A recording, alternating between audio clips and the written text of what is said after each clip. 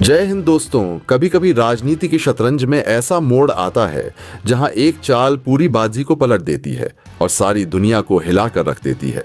यह वही क्षण है जब राजनयिक मुस्कान के पीछे छिपे खंजर और सार्वजनिक बयानों के पीछे दबी साजिशें सामने आती हैं।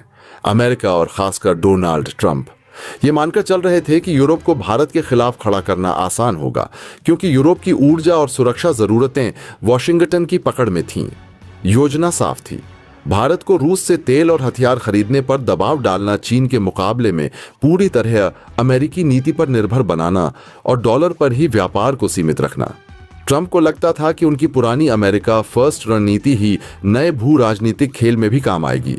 लेकिन तस्वीर पलट चुकी है। यूरोप, जिसे अमेरिका अपनी कठपुतली समझता था, उसने धीरे धीरे भारत के साथ नए आर्थिक और रणनीतिक रिश्ते बुनने शुरू कर दिए।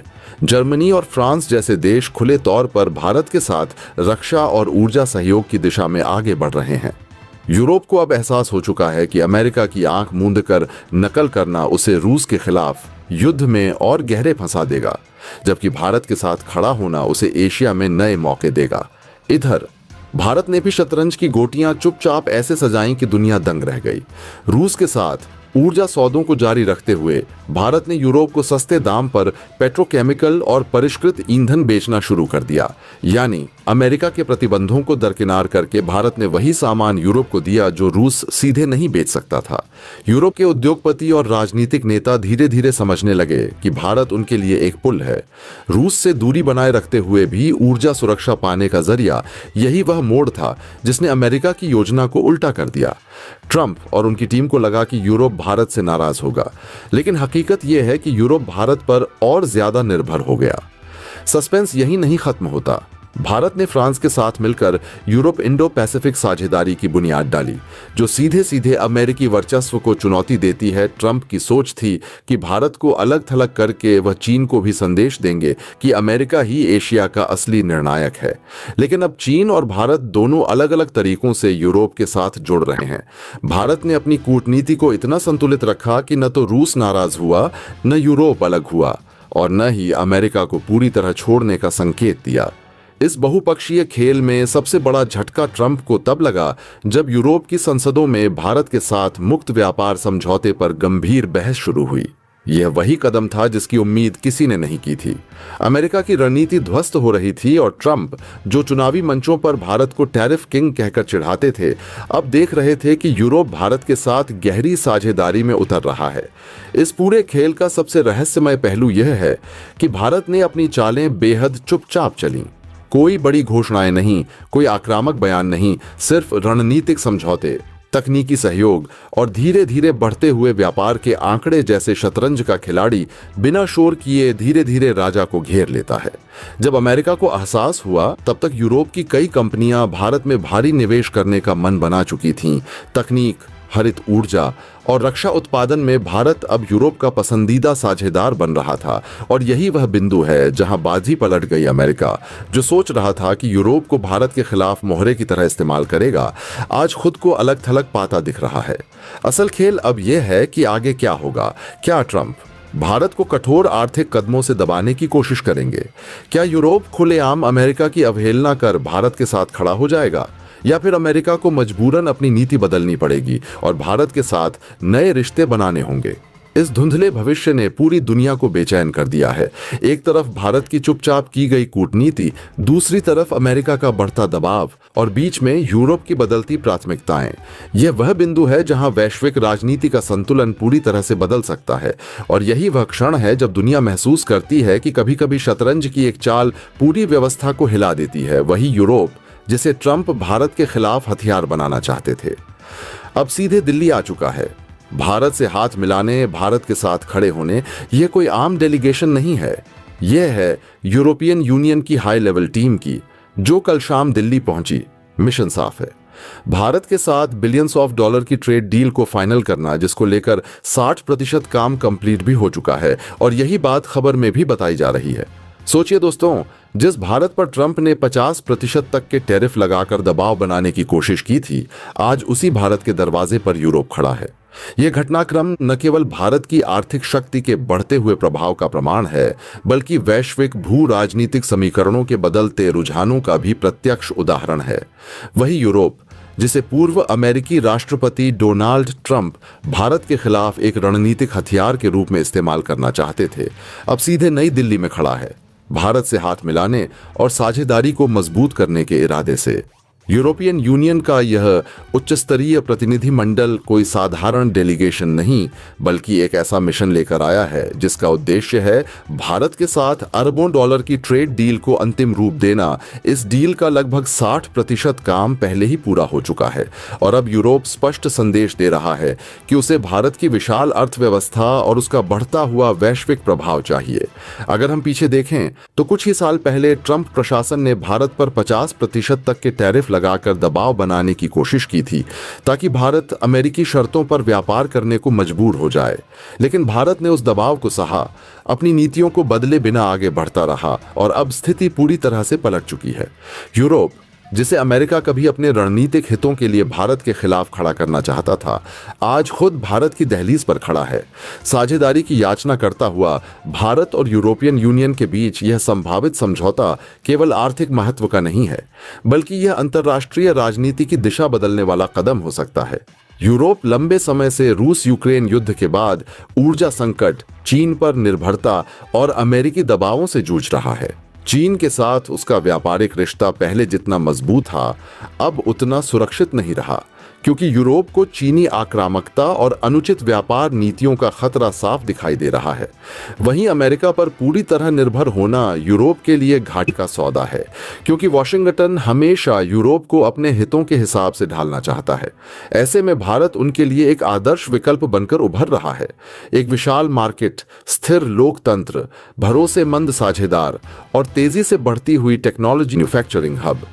भारत के पास सस्ते और कुशल श्रमिक बल के साथ साथ एक मजबूत उपभोक्ता आधार भी है, जो यूरोपियन कंपनियों को निवेश और विस्तार के लिए आकर्षित कर रहा है।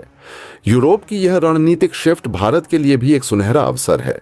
दशकों तक भारत ने वैश्विक मंच पर अपने लिए जगह बनाने की कोशिश की, लेकिन हमेशा पश्चिमी देशों ने या तो उसे अनदेखा किया या फिर दबाव की राजनीति खेली। ट्रंप का टैरिफ लगाना उसी नीति का हिस्सा था, लेकिन अब भारत ऐसी स्थिति में आ चुका है जहां पश्चिमी देशों को उसकी जरूरत है। भारत सिर्फ एक बड़ा बाजार नहीं, बल्कि एक भू राजनीतिक संतुलन साधने वाली शक्ति है, जो अमेरिका, रूस और चीन के बीच अपनी स्वतंत्र और संतुलित कूटनीति के जरिए सभी को प्रासंगिक बनाए रखता है। यूरोपियन यूनियन यह जानता है कि भारत के साथ गहरे संबंध न केवल उसे आर्थिक रूप से मजबूती देंगे, बल्कि भू राजनीतिक रूप से भी सुरक्षा प्रदान करेंगे। ट्रंप के दौर में जिस भारत को टैरिफ वॉर के जरिए कमजोर करने का प्रयास किया गया था, वही भारत आज वैश्विक पटल पर नई शर्तें तय कर रहा है। भारत ने अपने घरेलू सुधारों, डिजिटल क्रांति, मेक इन इंडिया और स्टार्टअप इंडिया जैसी योजनाओं के जरिए दुनिया को दिखा दिया कि वह केवल एक सस्ता श्रम केंद्र नहीं, बल्कि एक नवाचार और उत्पादन का बड़ा अन्य हब बन सकता है। यूरोपियन यूनियन अब इस बात को समझ चुका है कि भारत के साथ साझेदारी करना उनके लिए भविष्य की अर्थव्यवस्था में टिके रहने की गारंटी है। ऊर्जा, हरित प्रौद्योगिकी, रक्षा, फार्मा और डिजिटल व्यापार जैसे क्षेत्रों में भारत और यूरोप के बीच सहयोग की अपार संभावनाएं हैं। यूरोप की इस नई पहल का दूसरा पहलू यह है कि यह अमेरिका के लिए एक कड़ा संदेश है। वॉशिंगटन लंबे समय से यूरोप को अपने पाले में रखकर चीन और रूस के खिलाफ इस्तेमाल करता आया है, लेकिन यूरोप समझ चुका है कि अमेरिका हर समय उनके लिए भरोसेमंद नहीं हो सकता। अफगानिस्तान से अमेरिकी वापसी, ट्रंप की अमेरिका फर्स्ट नीति और बाइडेन प्रशासन की प्राथमिकताओं ने यूरोप को यह एहसास दिलाया कि उन्हें अपने लिए वैकल्पिक साझेदारों की जरूरत है। भारत उनके लिए वही विकल्प है, एक ऐसा देश जो पश्चिम का हिस्सा नहीं है, लेकिन पश्चिम के साथ खड़ा हो सकता है, जो चीन जैसा आक्रामक नहीं है, लेकिन उसकी बराबरी करने की क्षमता रखता है, और जो रूस जैसा अलग थलग नहीं है, बल्कि वैश्विक मंच पर सबके साथ संवाद करने में सक्षम है। भारत के लिए भी यूरोप के साथ यह डील बेहद अहम होगी। यह न केवल अरबों डॉलर के निवेश को आकर्षित करेगी बल्कि भारत की वैश्विक स्थिति को और मजबूत बनाएगी। यूरोपियन कंपनियां भारत में मैन्युफैक्चरिंग यूनिट्स लगाएंगी, नई नौकरियां पैदा होंगी और भारत को नई तकनीकों तक पहुंच मिलेगी। साथ ही यूरोपियन यूनियन के साथ मजबूत रिश्ते भारत को वर्ल्ड ट्रेड ऑर्गेनाइजेशन और अन्य वैश्विक मंचों पर भी फायदा पहुंचाएंगे। यूरोप की भारत के प्रति यह बदलती नीति चीन के लिए भी खतरे की घंटी है, क्योंकि अब भारत एशिया और यूरोप के बीच व्यापार का पुल बनता जा रहा है। सोचिए दोस्तों, ट्रंप के दौर में जब भारत को कमजोर करने की पूरी कोशिश की गई थी, तब शायद किसी ने नहीं सोचा था कि कुछ ही वर्षों में वही भारत दुनिया के सबसे बड़े शक्तिशाली आर्थिक गठबंधन को अपने दरवाजे पर खड़ा कर देगा। यह सिर्फ भारत की कूटनीतिक जीत नहीं है, बल्कि यह उस आत्मविश्वास की जीत है जिसने भारत को वैश्विक राजनीति में एक मजबूती दी है। यूरोप का यह कदम आने वाले समय में एक नई विश्व व्यवस्था की नींव रख सकता है, जिसमें भारत एक प्रमुख स्तंभ होगा। और यही असली कहानी है। दबाव झेलने से लेकर वैश्विक साझेदार बनने तक का भारत का सफर साझेदारी की भीख मांगता हुआ भारत सरकार ने पहले ही तय कर लिया था कि हम अमेरिका पर निर्भर नहीं रहेंगे। हमारी रणनीति है, नए रास्ते खोलो, नई डील करो और भारतीय प्रोडक्ट्स को पूरी दुनिया में फैलाओ। यही वजह है कि यूरोपियन यूनियन की 12 सदस्यीय टीम दिल्ली की धरती पर उतरी और सीधे वाणिज्य मंत्री पीयूष गोयल से बातचीत की मेज पर बैठ गई। अब सोचिए दोस्तों, इसी बीच एक और धमाकेदार खबर आई है। 12 सितंबर को यूनाइटेड किंगडम के ट्रेड कमिश्नर मैगस ब्रूनर भी भारत पहुंच रहे हैं। विदेश मंत्री एस जयशंकर से मुलाकात के बाद यह डील कभी भी फाइनल हो सकती है, यानी कंडीशन साफ हैं। भारत की नई चाल से अमेरिका की नींद उड़ चुकी, लेकिन असली ट्विस्ट तब आया जब यूरोपियन यूनियन की सेक्रेटरी अर्सुला वन डेर लेयन ने ट्रंप को सीधे सवाल दाग दिया कि 2024 में खुद अमेरिका ने रूस से 5,278 करोड़ का यूरेनियम और प्लूटोनियम खरीदा था। तो क्या वह पैसा रूस ने यूक्रेन युद्ध में इस्तेमाल नहीं किया होगा? क्या सिर्फ भारत और चीन ही जंग को फंड करते हैं? ट्रंप खामोश हो गए, जवाब देने की हिम्मत नहीं हुई, क्योंकि सच्चाई यही है कि अमेरिका खुद रूस से अरबों डॉलर का सामान खरीद रहा है और गुस्सा दिखा रहा है भारत पर। चलिए पूरी डेवलपमेंट को समझते हैं, लेकिन आगे बढ़ने से पहले इस वीडियो को लाइक करके चैनल को सब्सक्राइब जरूर कर लीजिए, क्योंकि आपके लिए तो मात्र 1 सेकंड का काम है, लेकिन इससे हमारी बहुत बड़ी मदद होती है। दरअसल देखा जाए तो जब हमारी विदेश नीति सख्त लहजे में सामने आती है, तो बड़े बड़े महाशक्तियों की अकड़ मिट्टी में मिल जाती है। विदेश मंत्री एस जयशंकर जी ने अमेरिका और यूरोप दोनों को सीधा संदेश दिया कि भारत किसी दबाव में नहीं आएगा। हमारी पॉलिसी भारत के हित में बनेगी, न कि किसी वॉशिंगटन या ब्रुसेल्स के इशारे पर। यही कारण है कि यूरोपियन यूनियन अब भारत को नजरअंदाज करने की गलती नहीं कर रहा। दोस्तों, ये वही यूरोप है जिसने 2007 से भारत के साथ BTIA यानी बिलट्रल ट्रेड एंड इन्वेस्टमेंट एग्रीमेंट को अधर में लटका दिया था। लगभग 15 साल तक बातचीत चली, लेकिन किसी नतीजे पर नहीं पहुंची। और अब देखिए, हालात आज वही यूरोप दौड़ता हुआ दिल्ली आया है, क्योंकि भारत की अर्थव्यवस्था अब दुनिया की चौथी सबसे बड़ी ताकत है और आने वाले वर्षों में तीसरे नंबर पर पहुंचने वाली है।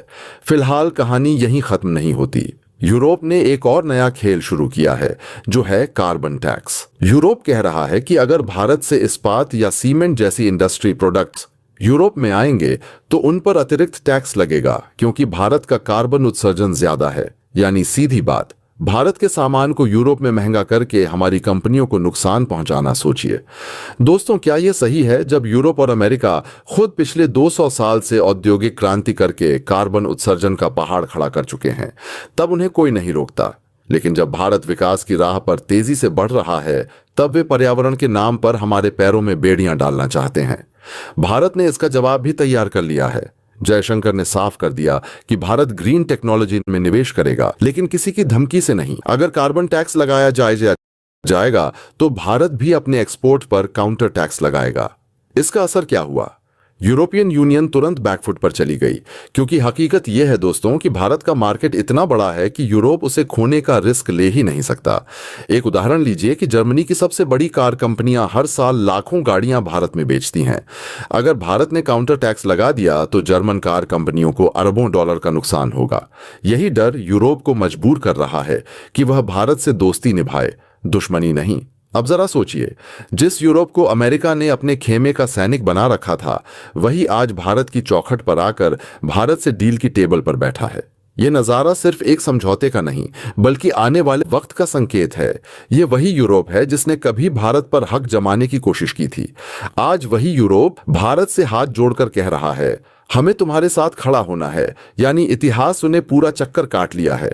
और देखिए भारत की रणनीति का कमाल कि भारत ने यह स्थिति केवल तेल या व्यापार से नहीं बनाई, बल्कि रणनीतिक कूटनीति से बनाई है। अमेरिका कहता है रूस से तेल मत खरीदो, यूरोप कहता है हमें तेल चाहिए। भारत दोनों से कहता है हम अपने हित देखकर निर्णय लेंगे। यानी भारत ने अपने फैसले कभी दबाव में नहीं, बल्कि जरूरत और लाभ देखकर लिए।